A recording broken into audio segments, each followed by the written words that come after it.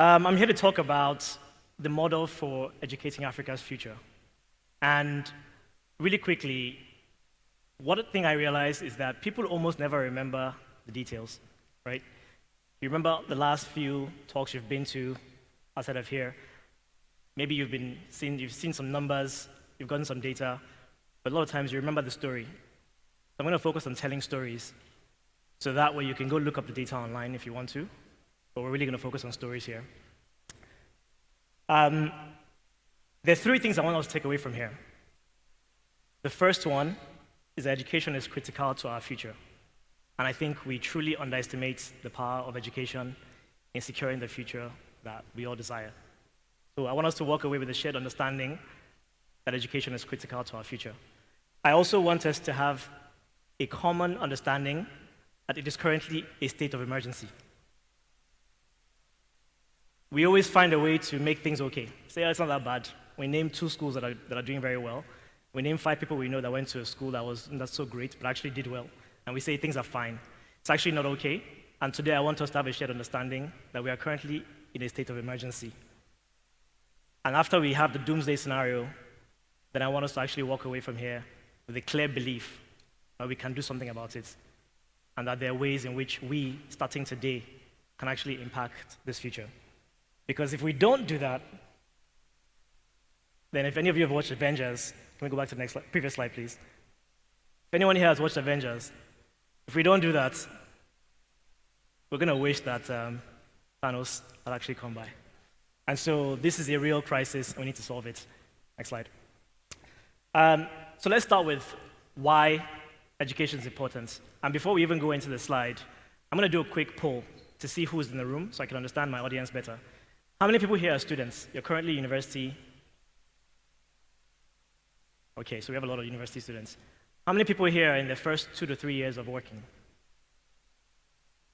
Wow. Okay. How many people have done more than 5 years work experience? And of that group, how many of you have done 10 plus years of working? Okay. How many people here are parents?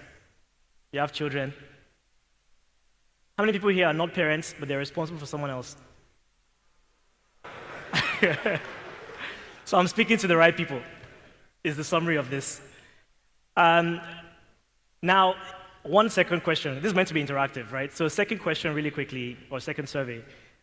In the last 3 months, how many people here have had to interact with either a business or the government or anyone in the private sector, a service provider, and have felt a high level of frustration in the process?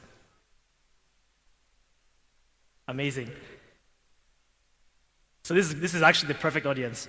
And so I'm going to connect all these things back to why I'm here today. You see, innovation is what drives societies forward. You know this already. Innovation is how we create the products, the services, and the experiences that allow human beings to thrive and move forward, all the way from medical care to aviation. Now imagine what life would be like if nobody ever invented the clock. If you couldn't tell the time. If I didn't know how long I even had to speak today. We would be in a very different world today. And the clock itself has evolved over time. Imagine if no one had invented the computer. Almost everything we do today involves computing somehow. And the amazing connection between a clock and a computer is that one of the most fundamental components of a computer is a microprocessor, which is actually built off of a clock. And so things that happened centuries ago in terms of human innovation somehow end up affecting what happens centuries later. And human beings typically build off of previous innovations to create future innovations. That's how humans thrive. That's how we create societies that advance. And so innovation is extremely important to our collective future. But what drives innovation? Education is a critical component of that. And so how are we doing today in terms of education? Next slide. So there are about 1.3 billion Africans today. That's a massive population. That's a lot. We use the word billion a lot of times in Nigeria. A billion this, billion that. A billion of anything is a lot of that thing. And there are 1.3 billion human beings in Africa today. We're not going to count the animals, because we can't really educate them. Well, actually, you can. We're going to focus on human beings today. 40% of Africans are under 14. Let me just put that into context for you. So take all of Nigeria. Not Lagos, because many people think Lagos is Nigeria. Let's take all of Nigeria, including the far regions, our villages. And think about how large that population is. And then just imagine every one of those people, look to your left, look to your right, being under 14. That is smaller than the size of Africa's young population today. Huge population. 60% of our teens are not in school today.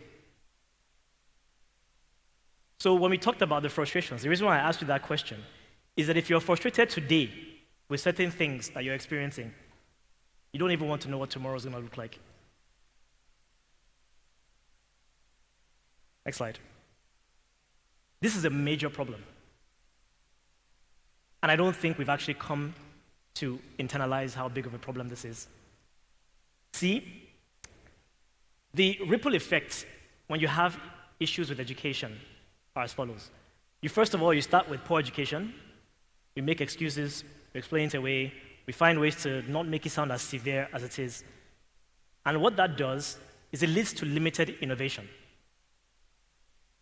We talked about how important innovation is to creating a better quality of life. So when you're in a country, a continent that doesn't have as much innovation as it should have, what that does is reduces the quality of life of people that live there. Now, we live in a globally connected world. So all of you, within 5 seconds, can relocate yourselves on your phone to a different country, right? You know what's happening there. You watch the movies. You see what the roads look like. You see what the infrastructure look like. You see how people are living. So when you look at yourself and say, why is my quality of life this way? And you look outside and it looks better, you leave. Ultimately. And so when some of the best people in the country begin to leave, you have a major talent attrition. And what that does is you begin to have a failed system. And the impact of that failed system is in areas like education, being underinvested in, and then the cycle continues. So do another quick poll before we move on to the next slide. How many people in this room have ever thought about leaving Nigeria? Okay, let's try a different way. See, because maybe you've thought about it, but you're thinking, one day I'll travel, go and have fun and come back. So let's ask a different question. If I could give everyone here a visa today, how many people will leave today, tonight? Now.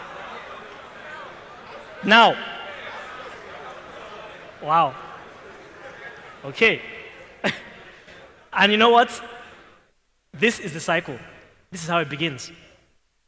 And this is exactly how we found ourselves where we are today. So I wish somebody had this talk 30 years ago so that we could have actually been in a situation today where we didn't feel the need to leave because the reverse of that happened. We had a great system. That system kept our best people. Our best people began to innovate. Those innovations improved our quality of life.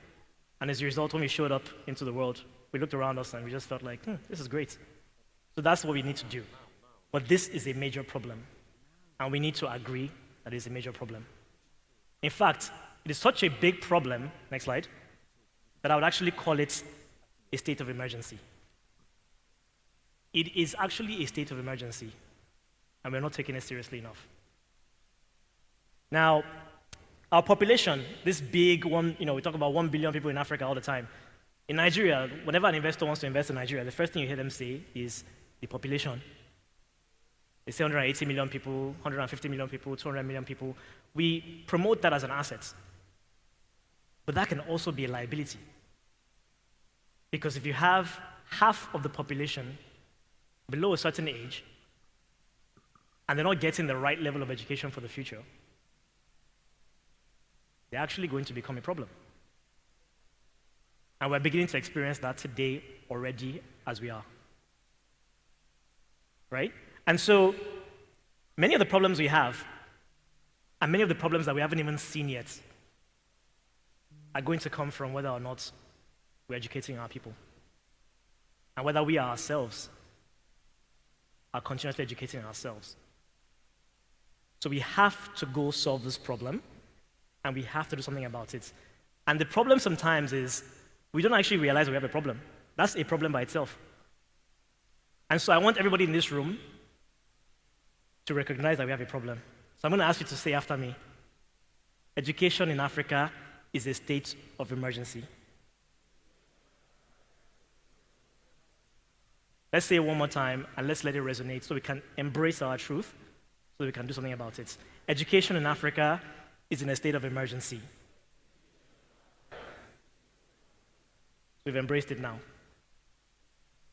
If you don't embrace your truth, it is impossible to do anything about it. If you've ever had a friend who was an alcoholic, the first thing they tell you is that, no, I'm not an alcoholic. And everybody in the world can see it except them, right? Everyone else can see it. And that's actually how we are. When people around the world look at Africa, they can just see the numbers, they can see the situation, they can see the data. When they take a trip in, they can experience everything around. But we always find a way to say, well, things are not that bad. It's bad, but it's not that bad. And then we point at a country that has broken down completely, and we say they are worse, so we can't be that bad. Right? We do that all the time. Abi? So the minute we can recognize and accept our situation, then we're empowered to do something about it. And so the narrative I want to shift in our heads, it's not that we're doomed, but it's that we are in a state of emergency. And when you're in a state of emergency, you actually act very quickly, right? Now, what I find many times as well is that in our conversations, we complain about Nigeria all the time. Who's complained about Nigeria in the last 24 hours or 48 hours? Who's complained about Nigeria in the last week? Wow. Who has complained about Nigeria in the last month? This is a great audience. You guys are all patriotic. I love it. Who has complained about anything in the last month? People are not telling the truth. Some people here are not honest. The point I'm making is this. Many times you'll find that we complain about something, and then we just stop short of trying to figure out what to do about it, right? So we just complain and we say, you know what? But sometimes you actually cannot do anything about it. But in this particular case, we can. And so what I would love to do is plant that seed in our minds that we can. This problem we're calling the billion person problem, right? Or 500 million person problem is actually a massive opportunity. Because big problems equals big opportunities. That's just the way the world works. You can identify a massive problem, you probably can find a massive solution that is a big opportunity. And the thing is, somebody has to do it. Next slide. Somebody has to do it. Somebody is going to do it. The real question is that person going to be you? Or is that person going to be somebody else and you'll be telling their story? So that's the real question. Will it be you or will it be somebody else that does it? So what I'm going to do in these last few slides is try to create a bit of a framework for how we can begin to think about what we can do. Now, when I talk about education, we're not talking about just math and science and history and geography. There's social awareness, which I think is extremely critical as well. Things like, what is your role as a member of society? And what is your responsibility to your society? As a citizen, as a family member, as a member of a community. But also, what are your rights in society? I don't think we teach people this in Nigeria and many parts of Africa. You sort of just get up and you try to figure it out. But you don't actually know what your rights are, and you don't know what your responsibilities are. And that is also education. If you think about a lot of the things that frustrate you, it's people not doing what they're supposed to do. They don't know what their responsibilities are. You start a business and you actually don't know that your responsibility is to serve your customers. You think your job is to shout at your customers, and your customers are supposed to serve you and wait for you when you're ready. And so education is a little bit of both of those things. Now, we have the foundational education, which is what's kind of going on today, the schools that already exist for the most part. And because we have parents here, I didn't ask how many teachers are there in the room. Any teachers here?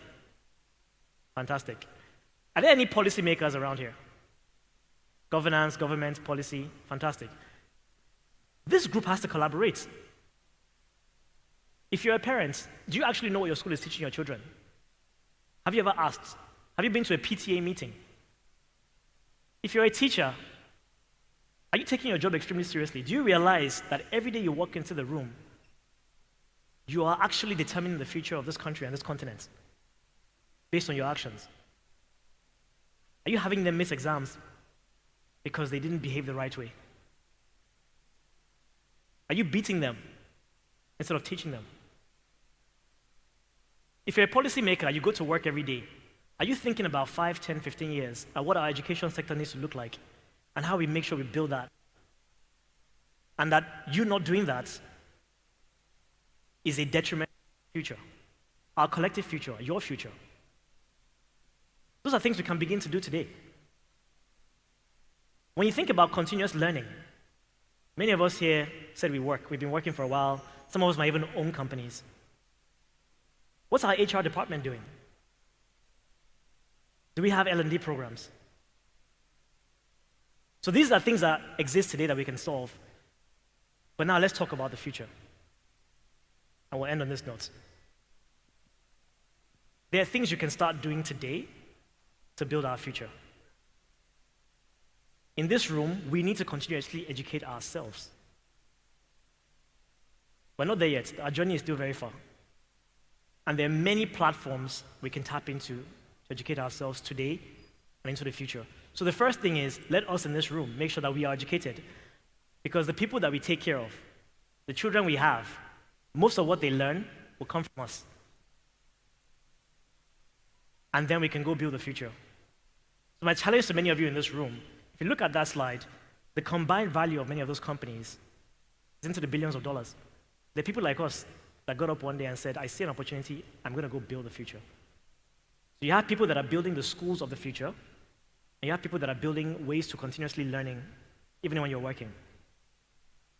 I'm going to do a little bit of an Andela plug real quick. Andela, we actually believe in continuous learning. So what we're doing is, when we have people in our company, we're telling them you have to keep growing and learning because you're not done. Your journey always continues. And Andela has hired, 1,000 engineers. We haven't even scratched the surface. Because to solve the 500 million person problem, you need 1,000 Andelas. And they're all over you, they're in your heads. We have to continue learning. We care so much about learning that we built an Andela learning community that has had over 30,000 people go through it. Half of them are in Nigeria. But that's not where it needs to stop. There are 1,000 more Andelas, there are 1,000 Udacities, there are 1,000 more Udemys, and you can actually go and build them. So many people will say, well, Seni works at Andela, they've raised $180 million, he's here talking to us, preaching. So let's break it down. You want to start a business like this? Number one, ask yourself, do I have the education and skills, or do I need to go acquire them somewhere else? That's one. Two, do I know people that can come together to build something? And three, do I actually care about this? And if the answer to those questions, if you've gotten to a point where you've answered yes to those questions, then I'm going to share with you my formula for the future, the actual model for the future of education in Africa. It's just 4 things, very simple. Number one, it's going to be distributed. We don't have the infrastructure. So the school will have to go to the person, or the learning will have to go to the person. The devices of the future that will teach people are probably in your pockets right now. You're going to have to be distributed. Number two, it has to be highly scalable, which means you can take it to different cities and different countries, and it doesn't cost you more each time you take it somewhere else. So you have to build a model that's highly scalable. 3, it has to be iterative. What that means is we don't have time to wait and say, what's the perfect solution? Let's build the perfect solution first. No. Build something, deploy, and then iterate over time, and keep learning. Just do it. And number 4, you have to do it with a lot of passion. Because you're going to have to get other people to believe in you, to join you, to invest in you. And number 5 is use the existing infrastructure that we have. So when you come up with this business that you've actually tried out and you have 1,000 customers on it, send an email to sheni@andela.com. Tweet to Mark Essien or Jason Njoku. Send them your business plan. You are the future. We are the future. Next slide. We are in a crisis. We are in a crisis, but we can fix it. You can fix it. And so for Techpoint Inspired 2019, my challenge to you is go build that future because we need it. Thank you.